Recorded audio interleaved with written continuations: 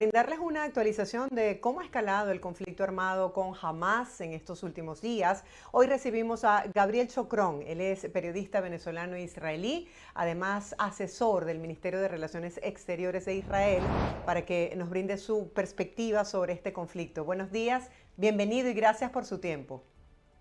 Buenos días y gracias a ustedes por tenerme aquí en este espacio. Sí, nos gustaría que nos brindara la información oficial de en qué momento se encuentra la ofensiva de Israel contra este grupo de Hamas.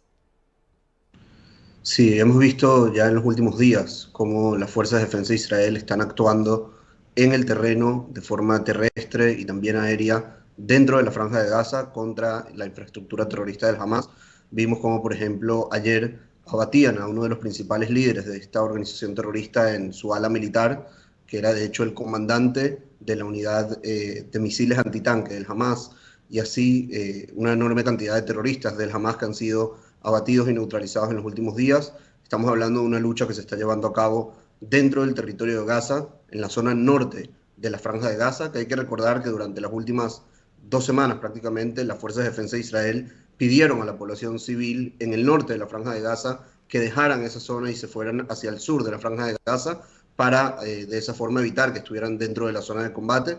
y hayan daños a la población civil. Sí, sin embargo, no todo el mundo ha podido desplazarse. Tenemos el reporte de la explosión justo ayer en un campo de refugiados en Gaza y quisiera que nos hablara de cuál es la información oficial que ustedes manejan sobre este ataque.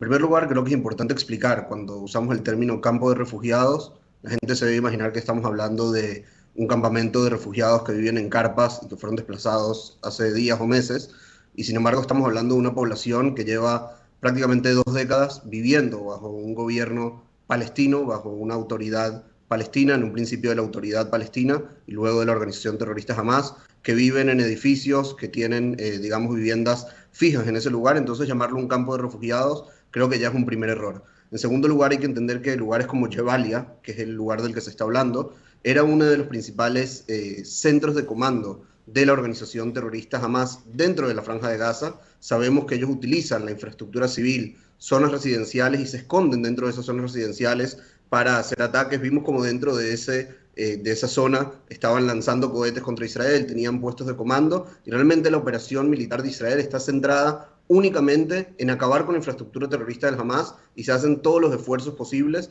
para que no hayan bajas civiles, incluyendo avisos, como dijimos, desde hace prácticamente 2 semanas de alejarse de esa zona, incluyendo incluso llamadas telefónicas y todo tipo de metodologías que utilizan las fuerzas de defensa de Israel para evitar que hayan bajas civiles. Mientras que por el otro lado la organización terrorista Hamas se esconde entre estos civiles, incluso los obliga a quedarse. Vimos como a veces incluso bloquearon las rutas de escape de la zona del norte de la franja para que no puedan evacuar hacia el sur. Y hay que entender que mientras Israel está aplicando, utilizando todos sus recursos, por un lado para proteger a la población civil israelí y por otro lado para minimizar la cantidad de bajas dentro de la población civil palestina, la organización terrorista Hamas está utilizando los recursos de los palestinos para alimentar su maquinaria terrorista, para esconderse detrás de la población civil, mientras atacan a la población civil israelí, porque aunque casi no se menciona en la prensa, desde el 7 de octubre han sido disparados 8.500 cohetes desde la Franja de Gaza hacia Israel, además de la masacre que vivimos el 7 de octubre, y hacen todo eso desde zonas civiles para que mueran la mayor cantidad de civiles israelíes, y además con el objetivo de que también mueran civiles palestinos, y así poder ganarse esa simpatía o esa presión internacional y que sea dirigida en contra de Israel. Sí, usted es periodista, además quisiera conocer cómo ha sido manejada la información que es bastante delicada a nivel de los medios de comunicación internacional, porque veíamos ayer las declaraciones del presidente de Israel diciendo que jamás pretende incitar al odio y que se está llevando a cabo una campaña de descrédito psicológicamente en contra de Israel. ¿Qué piensa usted sobre esto?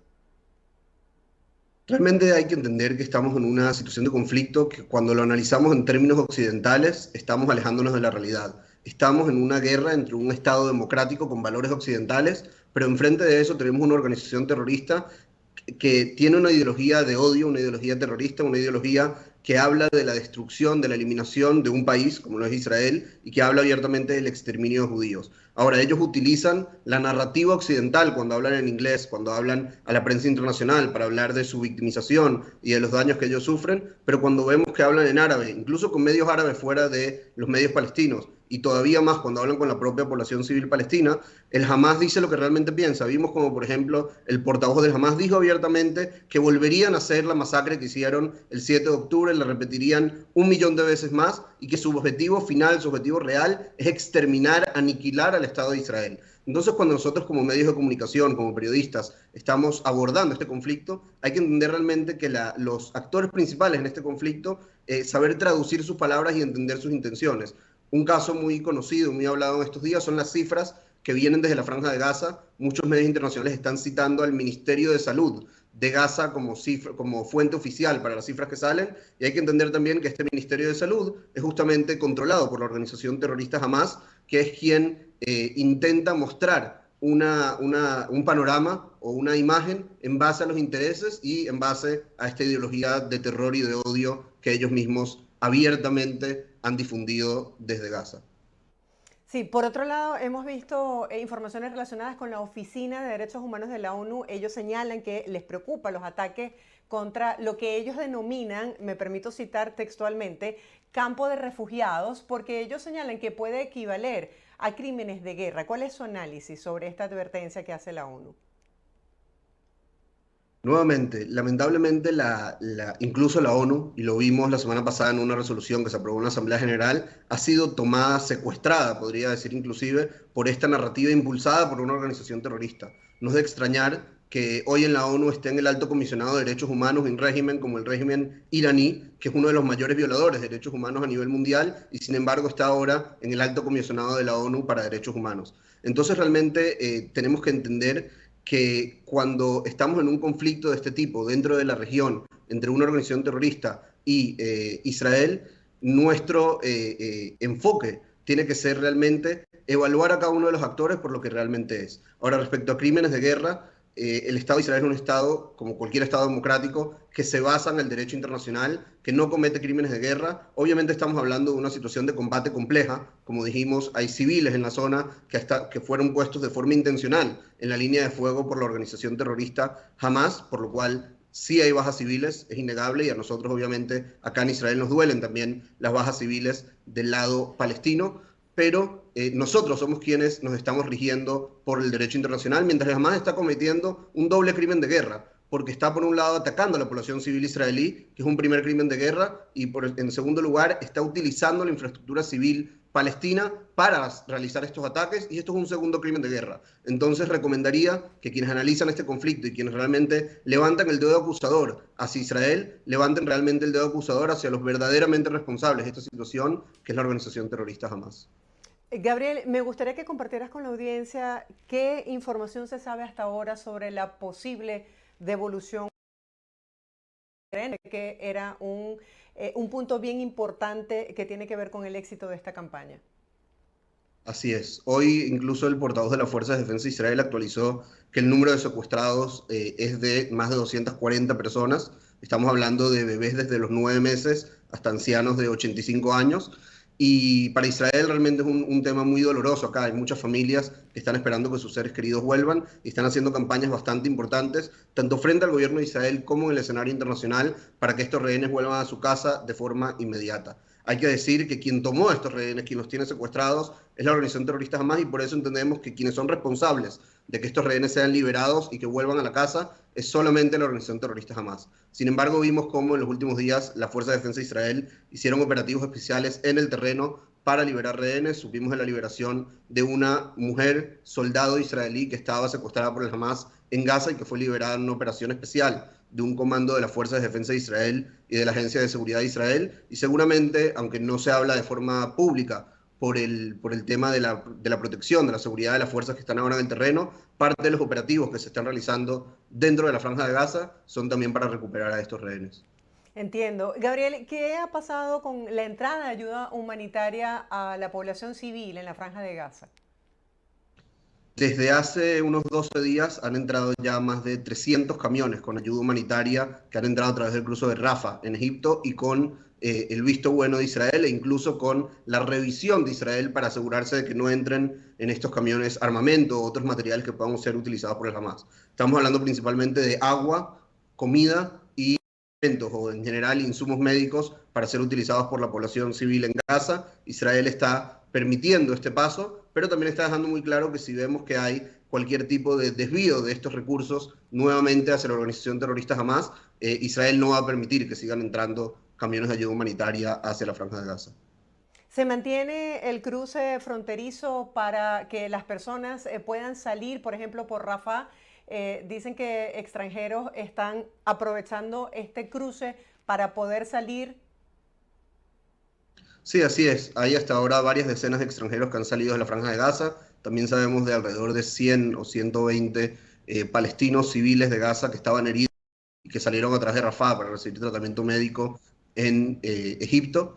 Y realmente Israel no se opone a esto. Israel quiere que los civiles se alejen de la zona del conflicto. Eso es lo que hemos estado haciendo durante las últimas 2 semanas, es pidiendo a los civiles que se alejen de la zona del conflicto y ojalá todos los extranjeros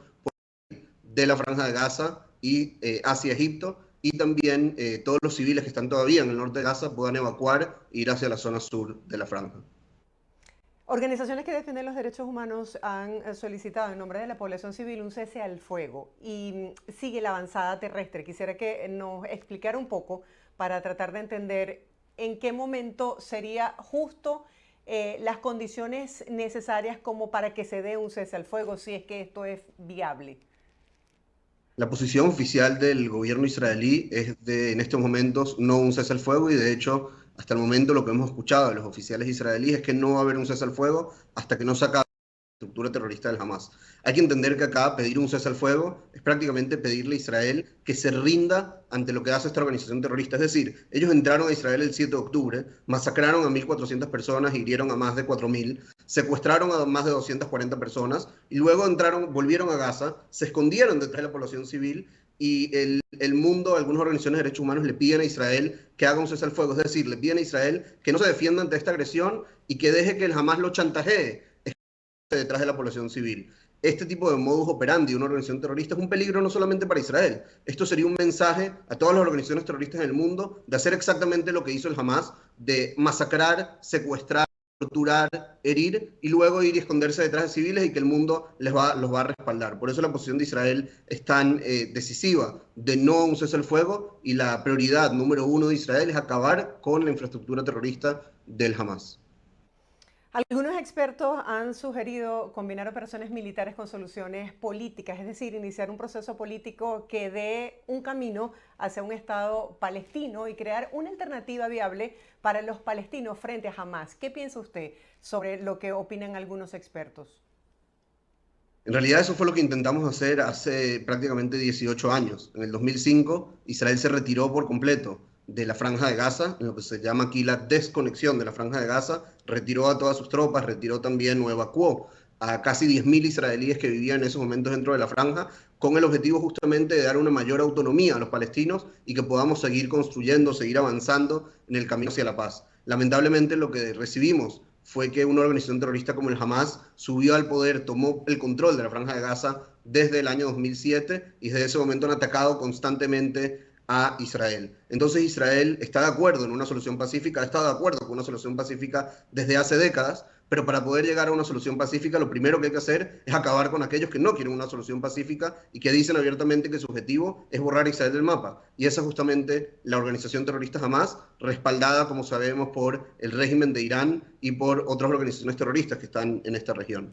Gabriel, gracias por tu tiempo y sobre todo por este análisis para tratar de compartir con la audiencia la actualización de cómo ha escalado el conflicto y sobre todo tu visión como periodista y además como asesor del Ministerio de Relaciones Exteriores de Israel. Gracias, feliz día. Muchas gracias a ustedes. Estábamos conversando con Gabriel Chocrón, periodista y como bien lo decía, asesor del Ministerio de Relaciones Exteriores israelí, quien nos brinda la información oficial sobre lo que se conoce hasta este momento en cuanto a cómo ha evolucionado el conflicto.